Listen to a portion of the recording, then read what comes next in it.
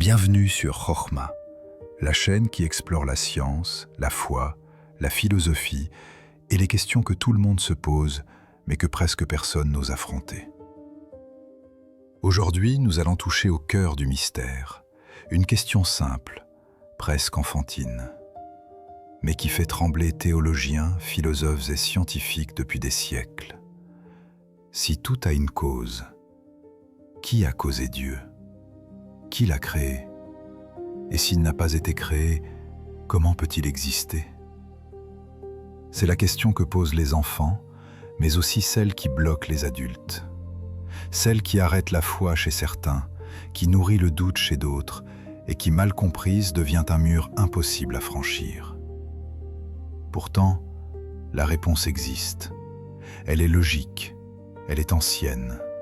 Elle ne contredit ni la science, ni la philosophie. Elle révèle, au contraire, un concept que nos ancêtres maîtrisaient et que notre monde moderne a oublié. Aujourd'hui, nous allons enlever le voile, revenir aux fondations et répondre enfin à cette question. Si Dieu existe, comment peut-il exister sans cause ?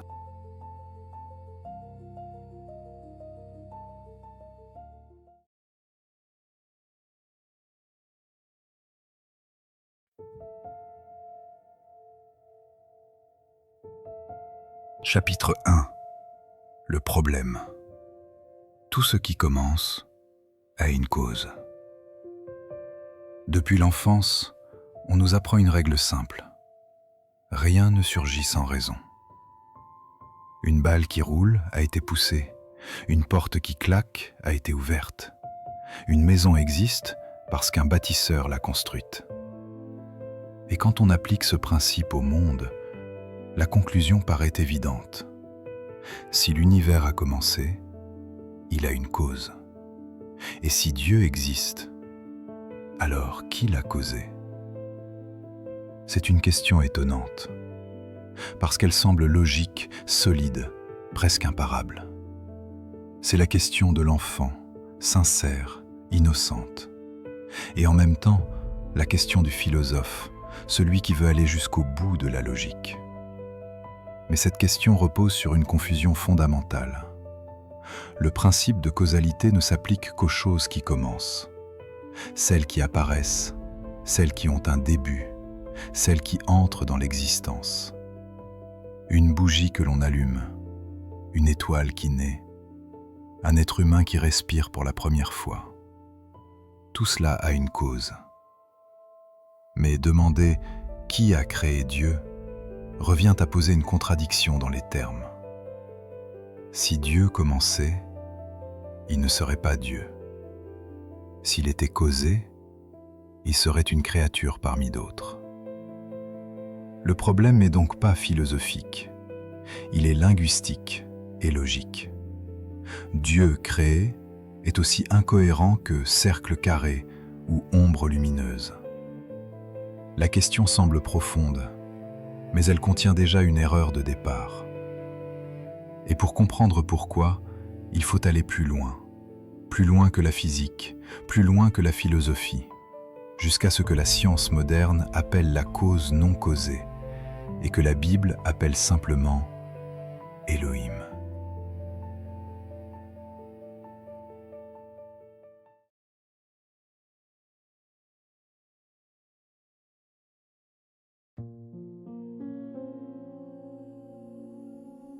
Chapitre 2. Dieu ne commence pas, il est. Voici le pivot central du documentaire. La question « Qui a créé Dieu ?» repose sur une confusion de catégories. On oublie une distinction essentielle. Seules les choses qui ont un début ont besoin d'une cause. Dieu, dans la définition biblique et philosophique, n'a aucun début. La Bible ne décrit pas Dieu comme un super-être parmi d'autres, mais comme la source de l'être, l'existence pure, l'être nécessaire. Et elle l'exprime avec une précision linguistique unique. Exode 3,14. Je suis celui qui suis. En hébreu, Eheye, Asher, Eheye. Ce n'est pas un nom, c'est une définition ontologique. Je suis l'être. Je suis celui qui existe par lui-même. Je suis celui qui n'a pas de cause. Aucun commencement, aucune cause nécessaire. Apocalypse 1:8. Celui qui est, qui était et qui vient. Ce verset résume 3 réalités.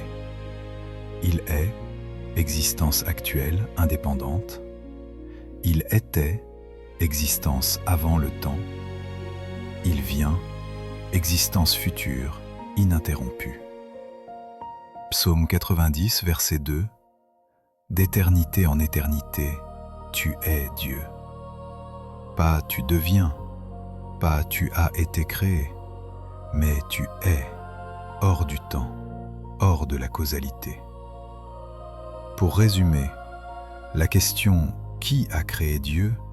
suppose que Dieu est une chose dans l'univers. Mais la Bible explique exactement l'inverse. Dieu n'appartient pas au monde des choses créées. Il est la source de tout ce qui existe. Il n'a donc pas de cause, puisqu'il ne commence pas. Ce chapitre pose le socle logique et spirituel. Le prochain montrera que même la science moderne rejoint l'idée d'une cause non causée, d'une réalité première, qui n'a jamais commencé à exister.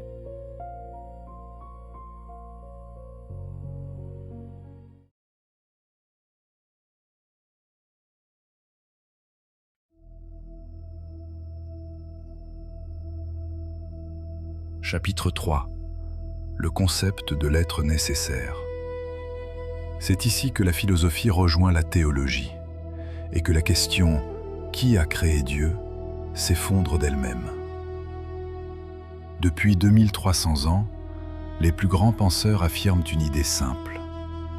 Tout ce qui existe aujourd'hui doit avoir une cause première. Et cette cause première ne peut pas, elle-même, dépendre d'une cause.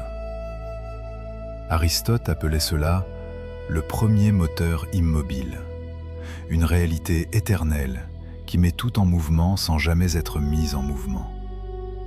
Thomas d'Aquin parlait de l'être nécessaire, celui qui possède l'existence par lui-même.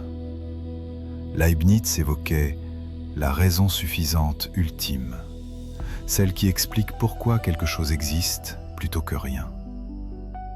Toutes ces idées convergent vers une même conclusion.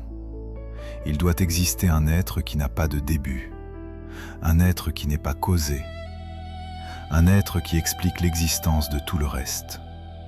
Sinon, tout s'effondre dans un cycle infini d'effets sans cause, ce qui est philosophiquement impossible. Au final, 2 options seulement sont possibles. 1. La matière est éternelle. 2. Dieu est éternel. Pendant longtemps, certains scientifiques défendaient l'option numéro 1. Mais en 1929, puis en 1965, les observations ont montré que l'univers a eu un début réel. Expansion de l'espace, radiation fossile, seconde loi de la thermodynamique. La matière n'est pas éternelle. L'univers n'est pas éternel. La seule option cohérente, philosophiquement et scientifiquement, est donc Dieu est l'être éternel, non causé, nécessaire. Non pas un Dieu fabriqué dans le ciel, mais le fondement absolu de toute existence, celui dont l'existence est indispensable pour que la nôtre soit possible.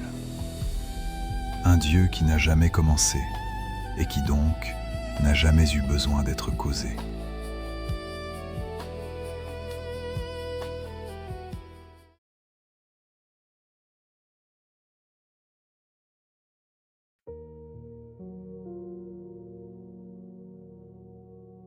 Chapitre 4. Dieu est la cause de lui-même, l'être qui existe par lui-même, la cété. C'est ici que tout bascule. Car pour comprendre pourquoi Dieu n'a pas besoin d'un créateur, il faut entrer dans l'une des notions les plus profondes de toute la théologie, la cété. L'acété, la définition du divin. Le mot vient du latin ace, par soi-même, qui tire l'existence de lui-même. Dans toutes les grandes traditions philosophiques et bibliques, Dieu est décrit comme non causé, non dépendant, inengendré, éternel, source de tout ce qui existe, jamais créé. Tout ce qui existe dépend d'autre chose. La matière dépend d'un début, le temps dépend d'un commencement, la vie dépend d'une source. Mais Dieu, lui, n'a besoin de rien pour être. Le verset fondamental « Comme le Père a la vie en lui-même, ainsi il a donné au Fils d'avoir la vie en lui-même » Jean 5, 26. Ce verset est unique. Il affirme qu'en Dieu, la vie n'est pas reçue, elle n'est pas donnée, elle n'est pas transmise. Elle est. Elle existe par elle-même. Pourquoi? C'est la seule réponse logique. Il ne peut exister qu'une seule réalité non causée, un soi.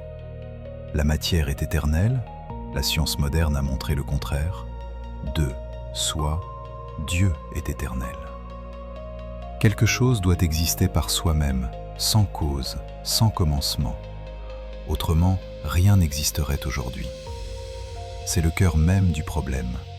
Demander qui a créé Dieu revient à penser un Dieu qui ne serait plus Dieu. Car pour être Dieu, il faut ne dépendre de rien, ne commencer nulle part, ne recevoir l'existence de personne. C'est cela l'acété. C'est cela l'identité même du Créateur.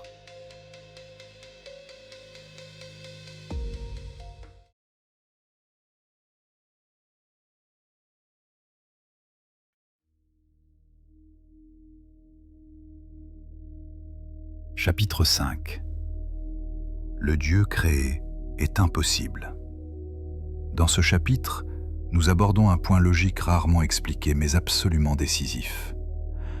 Un Dieu créé ne peut pas être Dieu. Et voici pourquoi. 1. Si Dieu avait été créé, alors son Créateur serait plus puissant. Imagine un être qui aurait créé Dieu. Cela impliquerait immédiatement qu'il existait avant Dieu, qu'il possède plus de puissance que Dieu, qu'il est la véritable source de tout. Conclusion logique, ce créateur de Dieu serait le vrai Dieu. Donc parler d'un Dieu créé n'a aucun sens, c'est une contradiction interne. 2. Le problème de la régression infinie. Si tout devait avoir un créateur, on tomberait dans une chaîne interminable. Dieu, un créateur, un autre, à l'infini. Philosophiquement, une régression infinie de causes empêche tout commencement. Si tu as besoin d'une cause, puis d'une autre, et que cela ne s'arrête jamais, rien n'existe. Jamais. Or, l'univers existe. Nous sommes ici. Cette régression infinie est donc impossible. 3. Il faut un premier être non causé. Pour que quelque chose existe, toi, l'univers, les lois physiques, le temps, il faut un point d'ancrage absolu, une cause première, une source non créée, un être non dépendant, un commencement, sans commencement. Les philosophes appellent cela la cause première, l'être nécessaire, la raison suffisante ultime. La Bible l'appelle tout simplement Dieu. 4. Résumé du chapitre. Un Dieu créé n'est pas Dieu. Une chaîne infinie de créateurs est impossible. L'univers exige un premier être non causé. La seule explication cohérente, un Dieu éternel et non créé. Il n'a pas été causé. Il est la cause.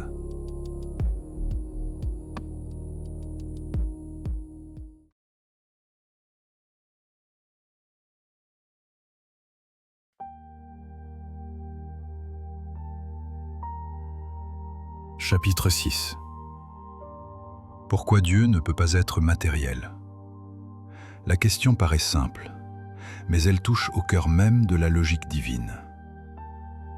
Tout ce qui est matériel change. Tout ce qui change vieillit. Tout ce qui vieillit dépend. Et tout ce qui dépend ne peut pas être Dieu. La matière dépend toujours d'un cadre. La matière a besoin de temps, espace, loi physique, énergie, interaction, mouvement. Autrement dit, la matière ne peut pas exister sans un cadre préalable. Et si Dieu était matériel, il aurait besoin d'un espace avant lui. Il dépendrait des lois physiques. Il serait limité, changeant, fragile. Il serait soumis au temps. Il ne serait plus Dieu. C'est impossible, logiquement, philosophiquement, bibliquement. Ce que la Bible affirme. La Bible décrit Dieu comme esprit. Dieu est esprit. Jean 4, 24. Immuable, qui ne change pas. Je suis l'Éternel, je ne change pas. Malachie 3, 6. Hors du temps. De toute éternité à toute éternité, tu es Dieu. Psaume 90, 2. Indépendant. Le Père a la vie en lui-même. Jean 5, 26. La cause première doit donc être immatérielle, antitemporelle, non dépendante, absolue, nécessaire. Et cela correspond parfaitement au Dieu décrit dans les Écritures. Le Dieu créateur ne peut pas être matériel, car la matière dépend d'un cadre que Dieu lui-même a créé.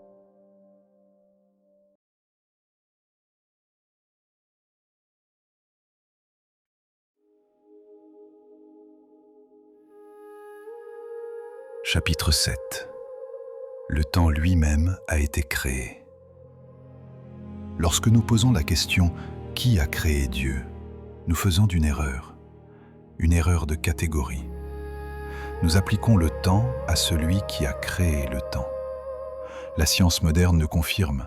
L'espace, le temps, la matière sont apparus au moment du Big Bang. Avant cela, pas d'avant, pas de durée, pas de chronologie. Le temps lui-même est une créature. Les implications logiques.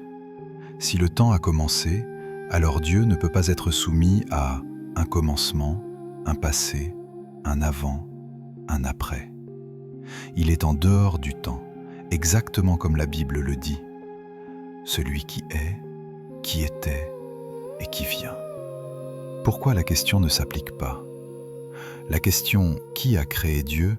revient à demander « Qui a créé celui qui existe hors de la catégorie du commencé ?»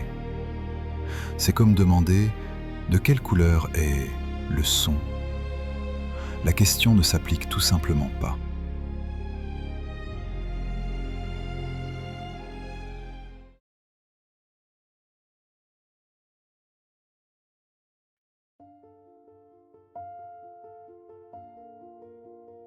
Conclusion.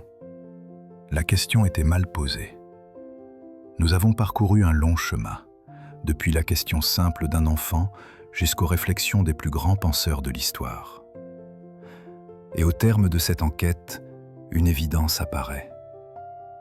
La question « Qui a créé Dieu ?» est une mauvaise question. On ne demande pas « Qui a créé le nombre 7 ?» Qui a créé la vérité? Qui a créé la logique? Parce que ces réalités n'ont pas de commencement. De la même manière, Dieu n'entre pas dans la catégorie des choses créées. Dieu n'a pas commencé. Dieu n'a pas été causé. Dieu n'a pas été fabriqué. Dieu est. Il est l'incréé, l'être nécessaire, celui qui existe par lui-même. C'est pourquoi la question « Qui l'a créé ?» n'a tout simplement aucun sens logique. La vraie question, la seule question qui a du sens, celle qui traverse la Bible, la philosophie et toute l'histoire humaine, est celle-ci. Que faisons-nous du Dieu qui nous a créés? Ce n'est plus une question cosmologique, ce n'est plus une question scientifique, ce n'est plus une question logique. C'est une question personnelle, spirituelle, universelle. Si Dieu existe, s'il est la source, le fondement, l'origine absolue, alors tout change. Notre vie, nos choix, notre fin, notre avenir. Le but de cette vidéo n'était pas seulement de résoudre un paradoxe intellectuel, c'était d'ouvrir une porte, un Dieu non créé, un Dieu éternel, un Dieu nécessaire, un Dieu qui pourtant s'intéresse à ta vie. Car au final, la vraie question n'est pas « d'où vient Dieu ?» La vraie question est « où en suis-je avec lui ?»